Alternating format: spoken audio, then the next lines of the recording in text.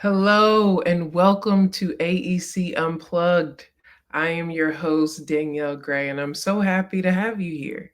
Look, I don't know how many episodes we've had. It's season three, episode six. So, you do the math. We've been doing this. I've been having so much fun learning from AEC professionals, thought leaders to talk about everything from wellness to professional development to networking to uh, AI to all the different things. So it has been a pleasure to be a host of AEC Unplugged, and we're still going. And so I'm excited to have you today. So, if this is your first time ever hearing about AEC Unplugged, what we are about is talking about the insight, strategies, trends that impact the AEC industry. But we also are very much focused on keeping that human interaction, that human intelligence. In a world of AI, it's important for us to keep that connectivity and that realness and that humanity in our connections and our conversations. So that's what we are based on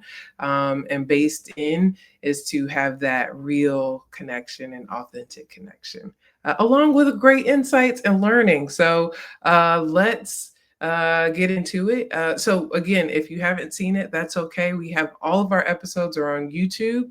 So go on YouTube. We have a playlist. It's called AEC Unplugged. You can start from the beginning and go ahead and binge them. There's a lot of great conversations. So I would highly encourage you to watch those if you haven't already. Let's see. So we have a lot of great programming coming up for SMPS, and I want to share those before we get into our conversation. On May 7th, we are having the Power of Resilience. It's going to be part of our Human Experience Town Hall. Please be sure to join that. That is free for our members. And then on May 8th, this has been like a super popular uh, uh, session that's being promoted right now. Proposal differentiation, standing out in the sea of same. So Dawn and Christine are going to walk us through how to get out of that sameness as it comes to proposal. So please join that. Register for that webinar. We also have a learning lab coming up. For those that don't really know the difference, learning labs are complementary to all of our members. So WorkOrb, we're partnering with WorkOrb for this learning lab from expertise to advantage, leveraging AI for knowledge preservation and winning proposals. There's a theme here. We're trying to win proposals. So that is on May 13th. The next thing is if you don't know about the SMPS Foundation, please go to smps.org and check out our foundation page. We have a lot of great reports that if you don't know, you have access to as a member. So we have this download this new industry trends report. Again, there's a theme here: resilience. There's a lot going on. There's a lot that we have to be prepared for. So this is a great report to download.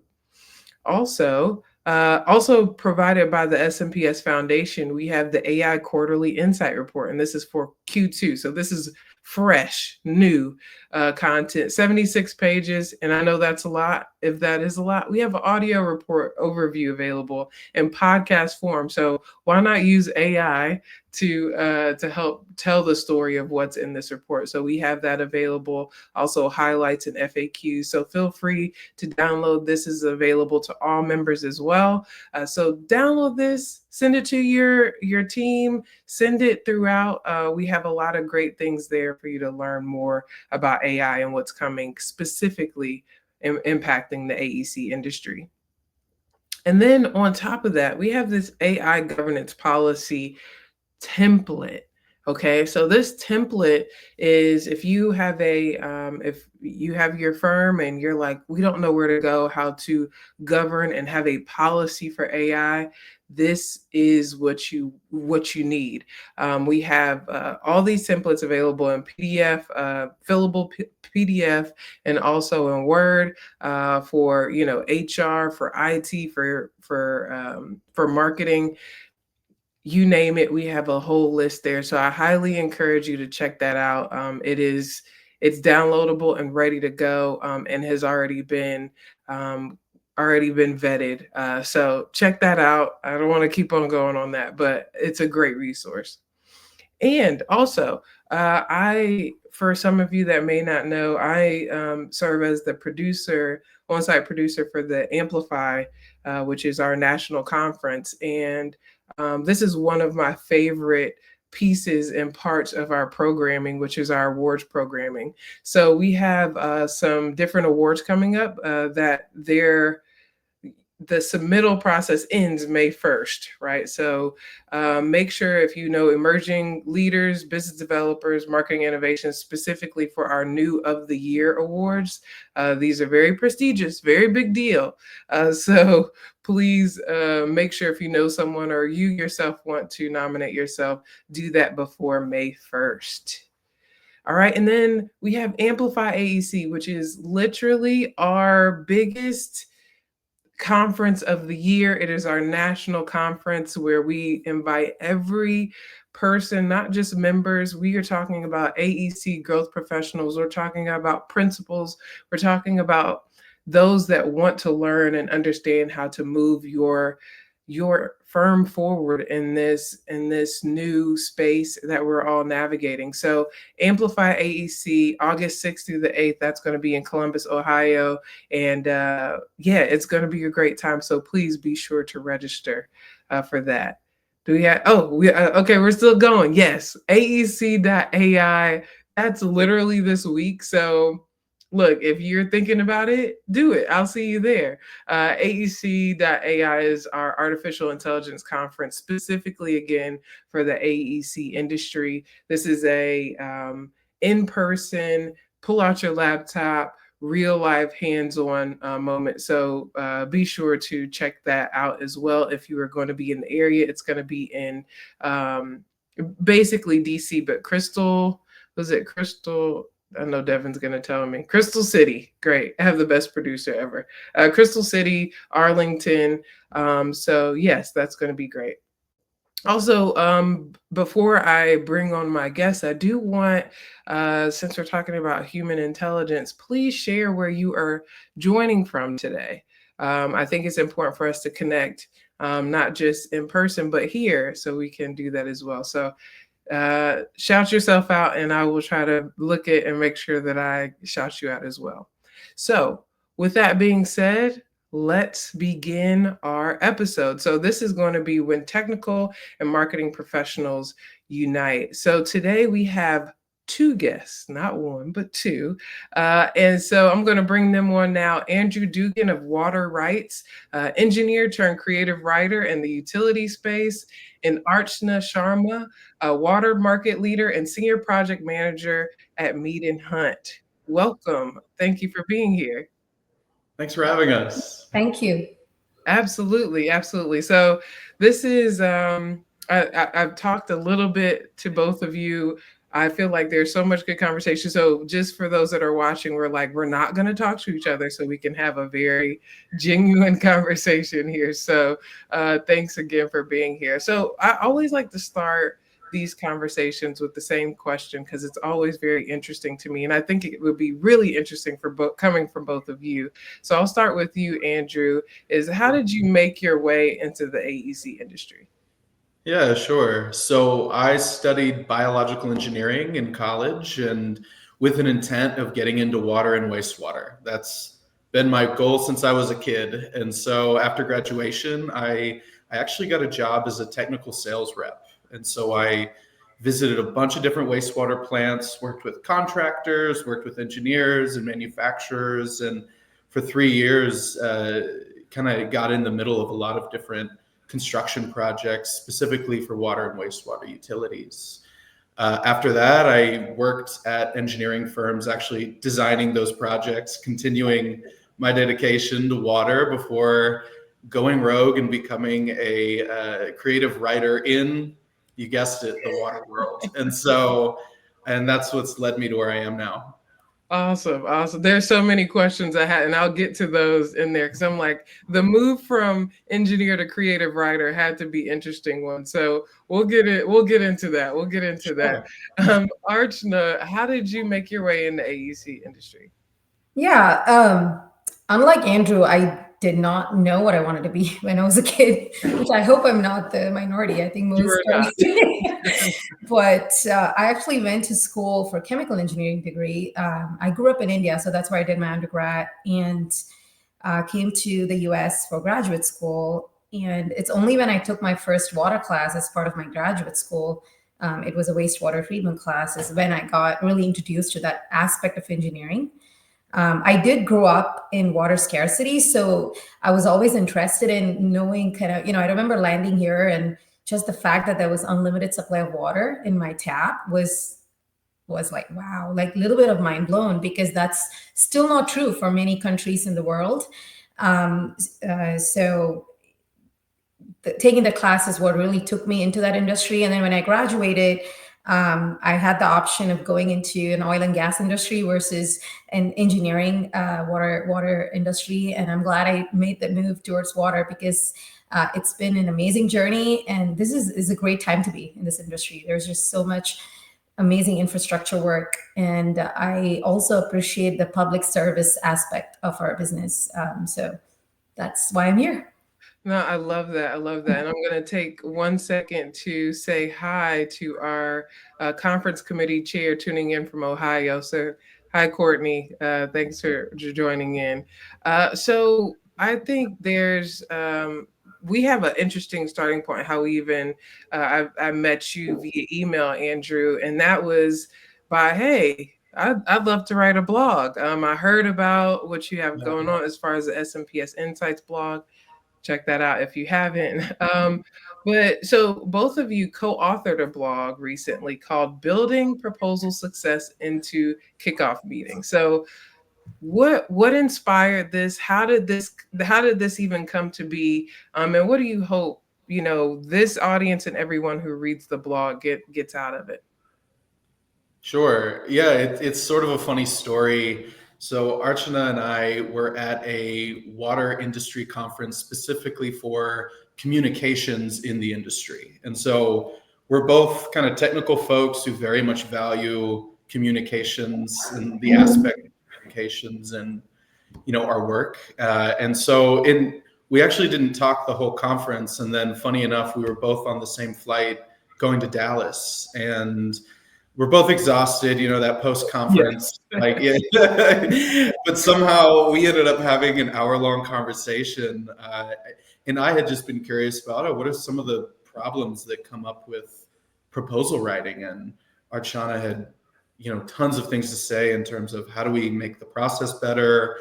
And so that flight happened, and then I started to get involved with SMPS, and I sort of just put the two together. Man, I think SMPS would really value from Archana's insight. And so I pitched it to you. Hey, would this be interesting? And then I pitched it to Archana as well and said, would you be interested in helping me? And so it's funny that we're all talking together now. But yeah, I felt that it could be shared, and her insight would be really useful to the organization.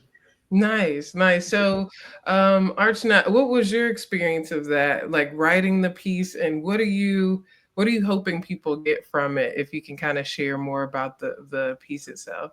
Yeah, I will say kudos to Andrew for like having the conversation with me because, like you said, we were at the gate with Hmm. the flight and we could have spoken about anything, right? And we Right. could talk about other things, but somehow this stuck with him, and the fact that he reached out to me later and thought it was an important conversation really spoke to me. But in terms of why I agreed was this is my day to day job. I will say that, and I know there are others who do this, right? And I don't think this is being talked about, like what actually goes into putting a proposal together and the technical aspects of it, or how you feel when you win, or all of that is out there. It's a nice published document that you can be proud of. But like you, I think in your introduction may have said, I mean, the people aspect of this is not. I've not seen many articles about it, and or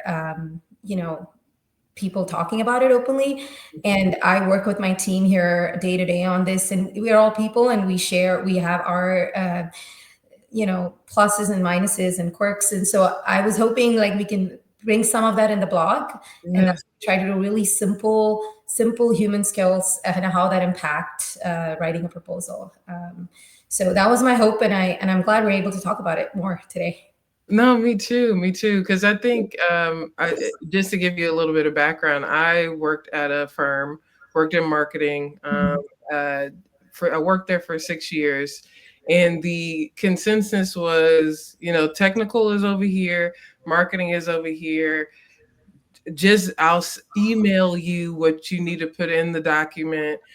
There wasn't a lot of understanding of what I'm supposed to be doing. It was more of just a telling what needs to be put in it, and sometimes losing some of the story aspect. There's a push and a pull. There's page limits. There's all these different things that kind of go into it. So I'm glad that, like you said, that you all wanted to tackle this, because as SMPS is a growth AEC growth, that's a lot of the business developers and marketers. I think it's important for us to hear both sides of how to all put this together. So that leads me into the next question, which is, what you all were talking about is this kickoff meeting. So why are kickoff meetings, and just in general, why are they so important?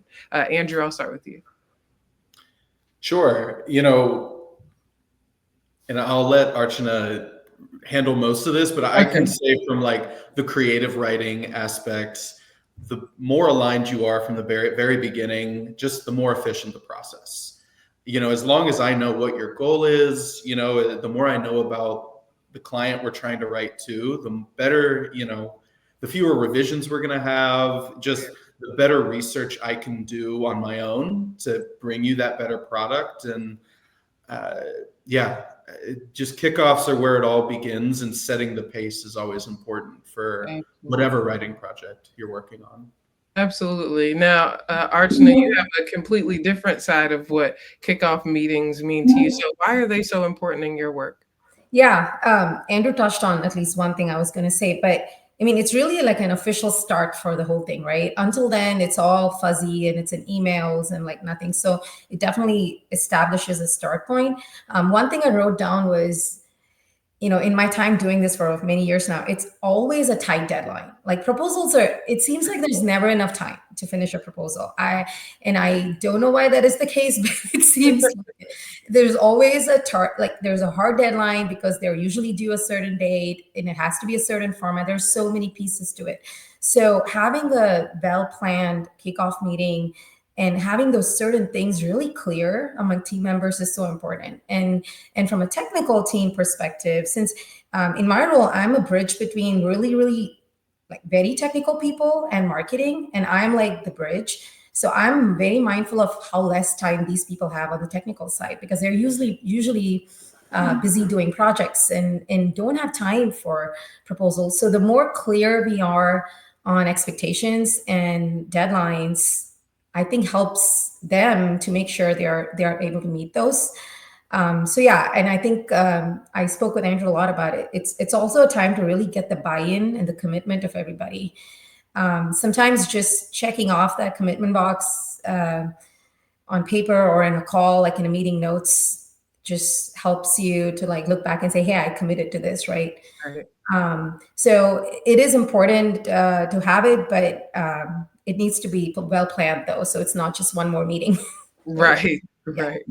I think I heard both of you talk about the expectations. I think that is, it's like, hey, this is what you're doing, this is what I'm doing. And I think that's really important as it relates to marketing and business development and who's leading what. And like you said, some of these have such short deadlines. It's like, when did we hear about this? Because if we had some other conversations, maybe we could have got it a little bit sooner, or whatever the cat.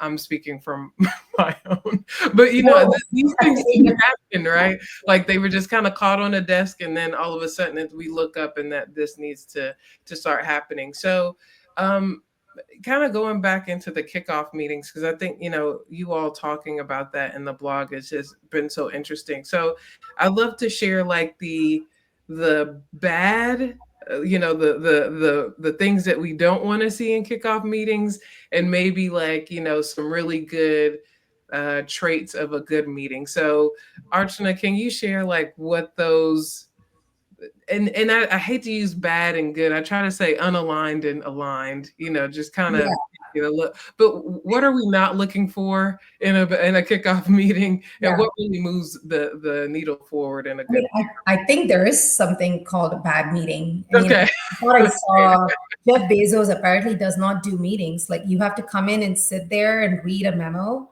and then they talk about it. Like no PowerPoint presentations. I don't know how true this is. Yeah. Don't quote me on Right. it. But if I had to pick one, and I wrote several, but if I had to pick one, I would say not having clear roles defined of the team. Hmm. And I found that when there's no one decision maker, and we talk about that in our blog, what happens is now there are multiple cooks in the kitchen and there's just no decision being made. So I think one important part of the agenda in a kickoff meeting should be, hey, who's making these decisions?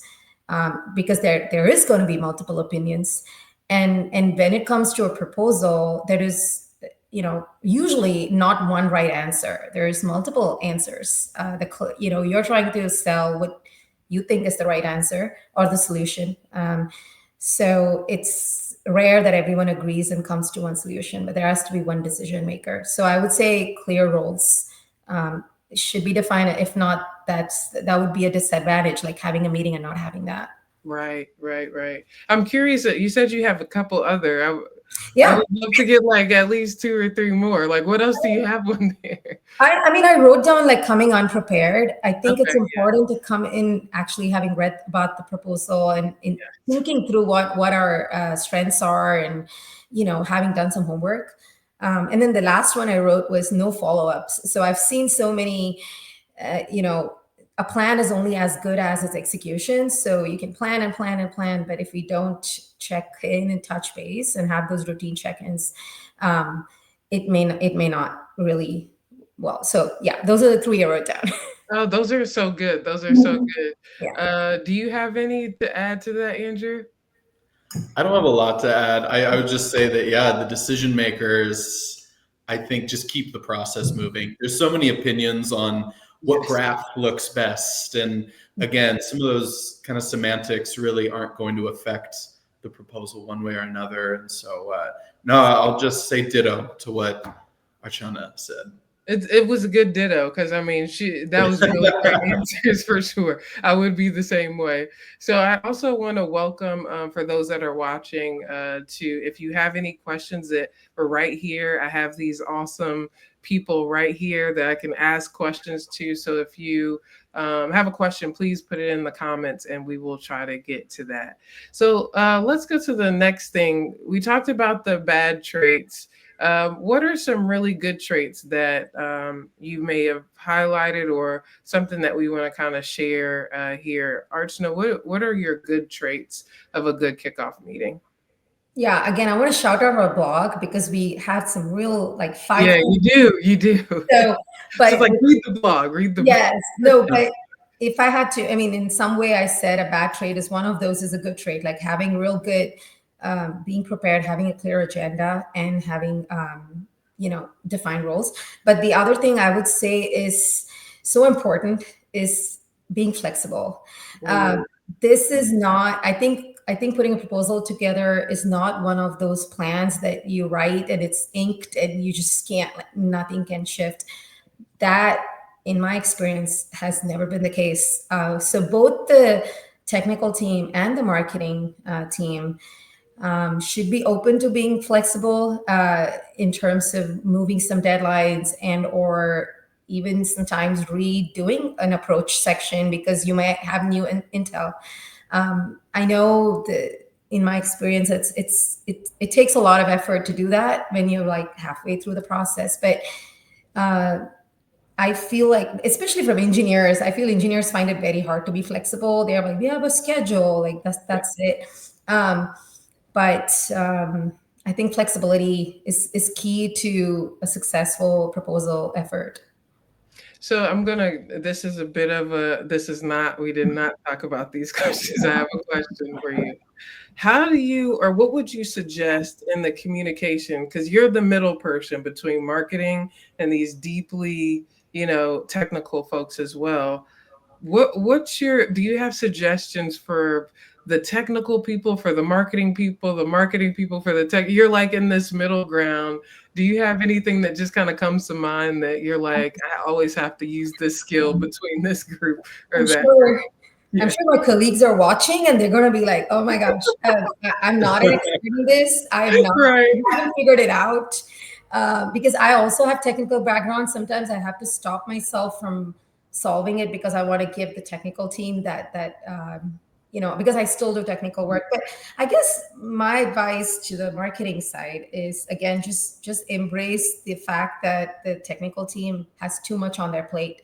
That's not that the marketing team does not, but in some ways I feel technical team, we wear multiple hats. In addition to doing proposals, we have project meetings, we have client meetings, we have to mentor our staff, engineering staff, and all those things, right? So a little bit of that understanding. And in the engineering world, there's this quote, seller doer. I don't know if you all have heard that, and that's true. That's actually a reality. And from the technical to the technical team, I always tell, hey, marketing, they are not just making things pretty, they're integral to our proposal effort. So they know what they're doing, and they are smart, and they will help us. They are here to help us, really. That's their win, is to make us look good. Hmm. So really, really understand that, and you use them, like use their talent to show us, because that's what they went to school for, and they're good at that. So I Hmm. think that little bit of, I tell both teams that, and I constantly talk about flexibility. I'm the one usually answering, like, why is this late and why is that late? Right. Trying to, like, manage that a little bit, and I'm still learning. Yeah, aren't we all? Aren't we all? But I love those answers, and I think it's good for us to even be able to laugh at ourselves in the way that we just kind of show up. So I think that's really, really helpful. So thank you for sharing that. Hopefully you didn't get in too much trouble there. I think you're fine though. I think you're fine. So I want to kind of end it on this note, or this last question, which is, what are some words of wisdom that you would like to share with AEC growth professionals? It could relate to this particular topic. It can relate to something bigger. But I'm curious of what you would like to share with the people watching. So Andrew, what are your thoughts on some words of wisdom you'd like to share?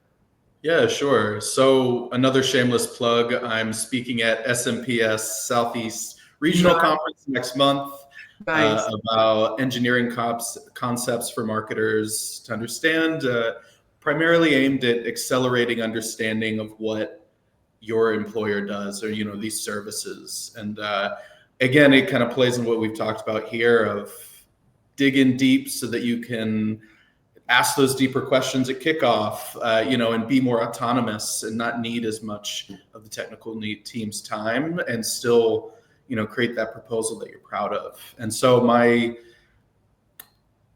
the final, here's a spoiler, the final kind of take home for this presentation is, be selfishly curious, because knowledge is power. And the more you equip with yourself, the more you take control of your schedule and the timing. And so, yeah, I'll leave it at that. I love that. I love that.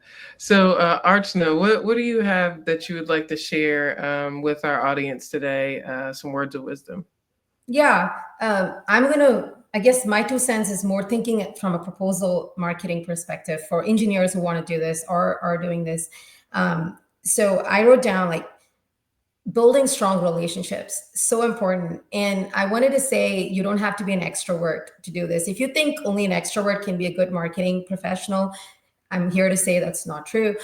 You can be an introvert and still develop those really meaningful relationships. Like when Andrew and I met, we didn't talk for hours. I mean, we chatted for a bit, and we probably, in those Andrew, you said an hour. I don't know if we spoke for an hour. Maybe we did, but you can develop those conversations very quickly. And I think it's really the relationships that help you build trust and lead to success. So that one thing. And then the other thing I wrote was, I know you have something coming up on grit, right? I thought I saw a perseverance or something, your next SMPS event.